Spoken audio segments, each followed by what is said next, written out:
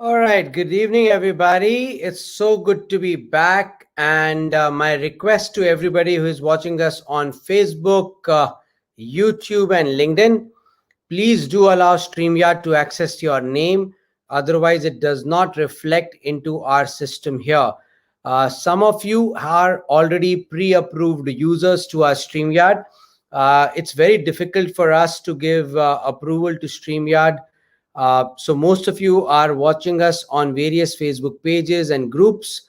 Good evening to all of you there, and to all our viewers on LinkedIn and YouTube. Uh, I wanted to make a quick announcement before I go into my live today.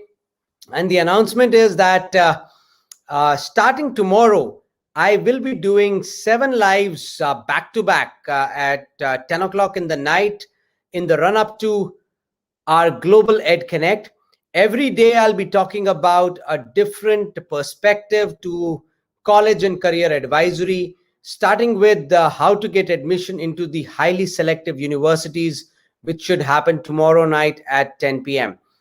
But today, it is just the right moment before I go into my live tomorrow, wherein I have a very good friend of mine, a super phenomenal professional from the industry of study abroad, somebody who is carrying chunk loads of experience into admissions and college advisory, somebody who's leading the college application services, that is the admissions counseling services at the Princeton Review, uh, a great individual in himself, somebody who has guided thousands of students uh, along the way and prescribed them the right fit universities, and without taking much time. And it's so good to see my very good friend Janvi Ruparal. And Janvi, thank you so much for wishing me the Friendships Day today. And it was a great gesture that you did by tagging me on the Instagram. Boys and girls, moms and dads, that's Janvi Ruparal, school counselor at Don Bosco International School, Mumbai. She's already joined in. And this is so good to see all of you. I also see a principal, Mr. Ramesh Sachdeva. Good evening to you, sir, for joining in. And let me now welcome my guest for the show tonight, a great friend of mine, Vikram, on the screen for you. Hi, Vikram, how are you? Hi, good evening, Abhishek. Thanks for the warm welcome. Good to be with you tonight. Thank you so very much, Vikram. I hope everybody is safe and sound in your family during these different times. I do not like to call them difficult times, but different times for sure. Yeah, so far so good. Being careful is the way to go. Being careful is the way to go. Vikram, without taking much time, 10 o'clock in the night, people are watching us on their mobiles, possibly sitting inside their quilt and in the comfort of their bed. And we are already way up 300 people watching us across various platforms. My first question to you is, what is the first principle of building an awesome application? So I think the one word answer to that or the two-word answer to that is be authentic. Because admissions officers want to know what makes you you. What are your values? What are your emotions? What is your thought process? What motivates you? Have you faced any challenges? What are you vulnerable about? Where are you coming from? What do you want to do in the future? So they want to know you. They want an authentic applicant. They don't really want someone who's trying to be a good applicant coming into their admissions process. Super. Ladies and gentlemen, boys and girls, that's the phenomenal part about Vikram. He ends up saying things so simply that you feel that each one of us can do it. But let me tell you, college application is not an easy journey. It is one of the most difficult times that a high school student goes through, most perturbing times that a high school student goes through, and it's really stressful. So my heart as a career counselor goes out to everybody who is into the college application time at this point in time. But Vikram, being the head of application services and admissions counseling services at the Princeton Review India, could not have summed it up better than the way he did, just because of the phenomenal years of experience that he carries. And I know him for almost over a decade now. And there is this mutual respect between me and Vikram, where we tend to bounce off ideas every now and then. What beautiful way to put it. Be authentic, show your vulnerability, show your passions and interests, but just be authentic in your college application. Do not try and make up, do not try and cook up stories, because colleges can sense it. And that's what I keep on telling you today, Vikram. Let me tell you, I came up with a post of one of my students who made it to Stanford, and I wrote, what all that student did. And after that, I came up with a handwritten post of how to do the college research on Instagram. You'll be surprised to know that within 2 hours, that post has gone viral, and it has seen 1,700 views on the Explore page of Instagram. And if you understand Instagram, 1,700 views on the Explore page is phenomenal. You do not get it after paying lakhs and lakhs of rupees of into promotion. But thank you so much for that answer, Vikram. My next question to you is, you and me keep on guiding students after students, and we've guided thousands of students between you and me into making that perfect application. But to make it simple for all the parents out there, what are the ingredients of an awesome application? What is the recipe like? So the ingredients remain the same, and essentially you're trying to show many different angles to yourself. So there's the academics, there's the academic performance from class 9 to 12 that universities look at. There are the SAT scores and the TOEFL scores or the IELTS scores that universities look at. Online certifications as a support for your academics, your entire extracurricular portfolio, any research you've done, and of course, in the application process, they look very strongly at the essays. Okay, wonderful. So this is that time, ladies and gentlemen, boys and girls, where I want to make an announcement that starting tomorrow, I'll be going live for 7 days at a stretch at 10 o'clock in the night, and I'll be disturbing your sleep. But every day I'll be picking up on a new topic. And today is the right precursor, where I have none other than Vikram with me, who is such a phenomenal experience in himself. He's an institution in himself when it comes to college and career advising and college applications. But tomorrow onwards, every night at 10 o'clock, I'll be talking about one relevant stuff. Tomorrow itself, we'll be talking about how do you get into the highly selective Harvards and the Stanfords, because that's the reason why you all come and listen to me. And we will be talking about that. But before that, it was so critical for all of you to understand what a real college application should look like. And who better than Vikram himself, who is leading the application services at the Princeton Review, the finest company in the country today to deliver the college application services. Vikram, my next question to you is, what is the best time to start preparing for college admissions? Is it essentially grade 12, or is it before that? So I'd say that since I believe a lot of parents and educators are also watching tonight's broadcast, so I would say that the best time to start preparing for college admissions is actually class 8 or 9, because that's the time, class 8 in particular, is the time when many students get the opportunity to study a foreign language in many schools. And that's something to keep in mind. That's where your decisions and your choices start from. And then class 9 and 10, apart from preparing for the CBSE board or whatever, I mean, having a strong academic foundation, class 9 and 10 can be used for broad extracurricular exploration before specializing in, say, 2 or 3 extracurriculars in class 11 and 12. Also, that's when, if you have a long term goal or you have a clear vision that I want to apply to a good college and get through, class 8, 9, 10 is when you actually start multitasking, trying to do more than just the basic high school curriculum or more than just the CBSE board exams. And that's when your time management skills and your ability to prioritize begins to develop, which is critical to be a successful college applicant. And going beyond the school curriculum during these years lays the foundation for SAT preparation as well as building good applications in class 11 and 12.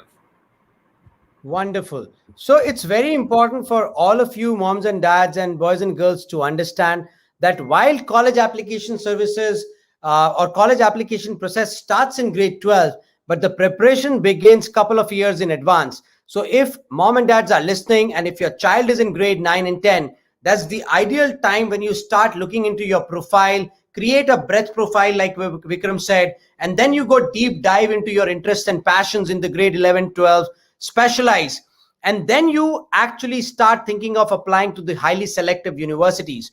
At this time, let me answer the question which has come into the feed by Harleen Arora. What is the right time for APs and SAT exam in class 11, 12? All right, Harleen, let me put it simple. If you ask me as a career counselor, I would always suggest the right time to write the SAT is in grade 10, not even in grade 11, because grade 10 is the easiest class of CBSE. Grade 11 is the most difficult class of CBSE. So you should have ideally asked your child to write the SAT in grade 10. But if your child has not written the SAT in grade 10, then the best time to write the SAT is in October of grade 11. If you get late, then it's December. But after that, it's definitely late. And in terms of APs only happen once in a year, and that too in the month of May of every year. So if your child is in grade 11, then your child should be writing APs next year in 2022 in the month of May, for which the registrations generally open in the month of October, November, and you need to be hooked on to the College Board website or connect with us at the Princeton Review on 9958879749, and you can look at great SAT classes and great AP classes, and my team will take care of the rest. Vikram, coming back to you, amazing insights that you have given so far, and just for the information for everybody who's joining in, because when we joined we were about 300 and now we are close to about 400. Boys and girls, moms and dads, Vikram was sharing with us that it is important to be authentic when you prepare a college application. You are supposed to be yourself. You're supposed to showcase your interests, passions, show your weaknesses and vulnerabilities, but be yourself. Do not be afraid of showing what you truly are, because college admissions officers are so professional in reading their in reading your applications that they can sense it if you are lying. But that makes me come to another important point. Vikram, you and me have been known for guiding thousands of students to the Ivy Leagues. And we have one, not two, not three, not four, maybe hundreds of cases where we have been able to procure scholarships for the students, not just the admissions. But let me ask you this question. Scholarships are highly competitive. Highly selective universities like Carnegie Mellon, Yale, Harvard, Stanford, Princeton, Brown, University of Toronto, British Columbia, and US Singapore. These highly selective universities, they're very competitive in nature. So is their application. So how do I build a very competitive application? What do I do?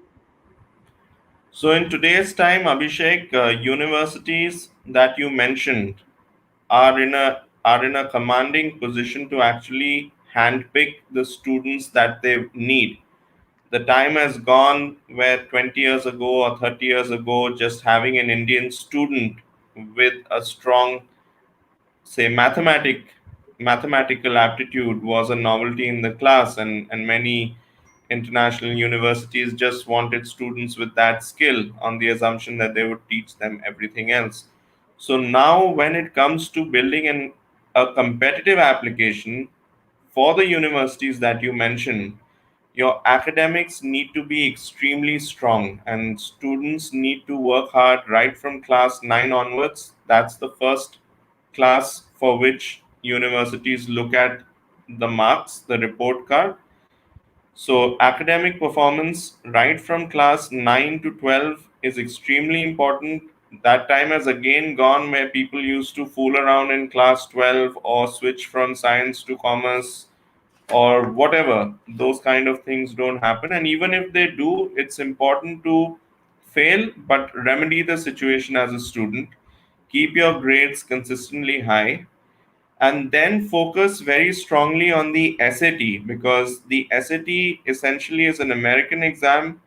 Most of the top universities in the world are in the US, and that is a metric which they understand, because increasingly people from smaller towns in India, smaller schools in India, less known schools in India do have the aspiration and the financial background to study abroad.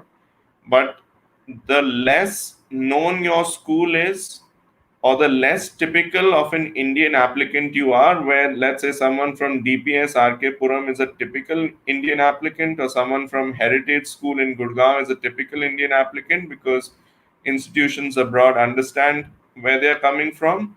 So for other students, the SAT is of paramount importance, because you're telling a top international university that this is an American exam that we are good at, and it's going to be a predictor of our success in your classroom. True that. And over, True. yeah. So over and above that, you need to have clear evidence of quantitative ability. So it's always good to have mathematics in your curriculum. If you don't have mathematics in your curriculum, there are many ways around that. But if you're still in class 8, 9, or 10, you are in a position to choose, then it's better to have math in your class 11 and 12 curriculum. Apart from that, a distinguished extracurricular portfolio, work experience through internships, especially internships relevant to what you want to study at the university, demonstrated leadership and soft skills, and of course, the final step, showing your creativity and your personality through your essays and through your interview in case the university requires one. So, that in a nutshell is how you would go about building a competitive application. Super. Vikram, thank you so much for that answer. And ladies and gentlemen, boys and girls, it is very important for me to tell you that the person you are listening to today, and I'm not talking about myself, I'm talking about Vikram Bhalla, a great friend of mine and somebody who carries phenomenal years of experience in the application and college advisory. If he is saying that be authentic, be real, showcase your passions, start your college preparation journey, application journey, couple of years in advance, not in grade 12, and do look at the SAT. Most of you keep on asking me on Instagram or on Facebook. Some of you who are not following us on Instagram, it is very important for you to start following us on Instagram, because the amount of content in terms of helping your children we are putting on Instagram, we are not able to put it on our Facebook. So go ahead and follow us on Instagram at High School Moms. But what he's trying to tell us is that SAT, while some of the institutions and the highly ranked universities and Ivy Leagues might have made it optional, but it's truly not optional, because that's one exam that the universities understand, especially in an era where your and my children are not able to go out and engage themselves in any extracurricular activities, while High School Moms is trying to bring crazy amount of extracurricular activities for your children. Recently we launched business and entrepreneurship internship. Now we are doing psychology internship in association with Huron University Canada and Flame University Pune. We are trying to bring many opportunities for your children. Just be open and allow your children to participate, irrespective whether it is exam time or no exam time. But thank you so very much, Vikram. This was a great answer that you gave me, and it was gratifying to see that a senior professional like you is resonating with what I keep on talking to with my audience. My last question to you, Vikram, is: you told me and you told the audience today what they should do, but unfortunately, we are a human race. Uh, we are conditioned by no's. From the time you're born, your parents starts telling you, "Don't do this, don't do that. This is not right. This is definitely not right." So let's play on human psychology a little. Please tell me, what should I avoid doing when I'm doing a college application? So first thing, so few things that must be avoided. One is of course starting late. Two is procrastination. So even if you have started late, and you, no point feeling regretful, no point feeling, okay, I'll do this next month, okay, I'll figure out the SATs later, oh, I'll write my essays later, let me do the test prep first, whatever. No point procrastinating. If you, once you've decided you want to go, jump right into it. That's what all good students need to do, because procrastination is actually worse than starting late. As we said at the beginning, not being yourself and submitting generic applications, that's definitely something you should avoid doing. There are dividends to be paid to being yourself, because even if a few universities don't like you or don't accept you, someone or the other will. And then, of course, not taking the SAT, because Asian students are known to be avid test takers, and we as a pool of applicants have the highest scores in the world. So when an Indian student or a Chinese student or a Korean student doesn't take the SAT unless they have very strong compensating factors on their profile, it's a bit of a red flag in the admissions office. Super. Uh, That is so important. Do not delay, do not procrastinate. Go ahead, Vikram. Yeah, and then of course, at the last step, when you are required to submit your essays, not writing your essays is a bad thing. You should be able to write about yourself, even if it requires you a long time to do that, or even if it requires you to seek help from others. But an essay is something you have to write about yourself. It is your only opportunity to show your personality and to advocate for yourself in the admissions process, and that passion can only come from within. People can tell you what to fix in your essay, but it's got to be your own voice. And Absolutely. yeah, and finally, don't submit your applications on the day of the deadline. All types of things can go wrong. Apply at least a week or two before the deadline, if not even before that. Thank you, Vikram, for that great piece of advice. And I would want you to stay back. We are in the last 5 minutes Sure. of our show. Just stay back. I need to make a couple of announcements before I have a candid chat with you. Ladies and gentlemen, boys and girls, that's Vikram Bhala, great friend of mine, somebody who I really respect for his phenomenal years of experience and amazing attitude towards student counseling. For him, every student is a story in the making, a story that will resonate with the world and with some university once in this lifetime. And he clearly laid out that one, be authentic. Two, do not shy away from showing what you truly are. Three, start your college application process couple of years in advance, not in the right final year of your high school. Four, do not procrastinate and do not delay. And fifth, write your essays yourself. Do not ghostwrite it, because you can talk about yourself more passionately than anybody else can. And then there are companies like Princeton Review who can beautify your essays and correct them, and and ensure that they end up that you end up getting an admit from the Ivy Leagues. With my experience, even this year, I have close to 12 admits from UC Berkeley, one from Harvard, one from Stanford, and I can tell you that whatever Vikram said is 100% true. There is no iota of doubt that if you follow those pieces of advice, what Vikram just mentioned, your and my child can actually make it to his or her dream university. With that, I'd like to make a couple of quick announcements. Number one, our psychology internship for high school students is on in full steam. And if you have missed out, you've missed out. You need to follow High School Mom's Instagram handle to continuously participate in all those activities which we are bringing free of cost for your child. Number two, India's biggest high school student club has been launched. Over 1,000 students have already joined in. If you want your child to showcase leadership skills, community attachment, and community service, teamwork, passion, interest, expanse in the area of subject interest, where your and my child wants to make his or her career, then the high school student club called GIDE is the right answer for you. There are 250 founding members, the best of the students from the best of the schools in this country. And now the membership is open for each and every one. There are membership charges, which is almost about 200 rupees a month, maybe less than that. And your and my child can apply for the High School Student Club and participate in some of the amazing activities that High School Moms is now bringing.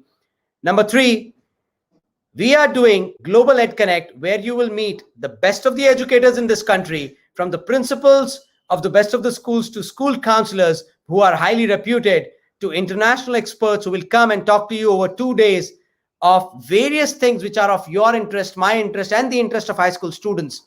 And you will be able to meet 30 plus leading universities from India, US, UK, Canada, Singapore, Hong Kong, and Japan. So go there, log into our Instagram handle, click on the link in the bio, and register for the Global Ed Connect happening on August 6th and August 7th. And that brings me to the end of the show. Thank you so very much, Vikram Bhalla, for taking out time and joining us tonight. Please stay on for a couple of minutes. Let me just quickly say goodbye to my audience. Ladies and gentlemen, boys and girls, moms and dads, take care of yourself. Stay indoors if you do not need to go out. Keep wearing your face masks. Sanitize your hands properly. Just take all the precautions, even if you are vaccinated. Maintain social distancing, because the only way we can save the world is by saving ourselves. Until next time, take care. Good night.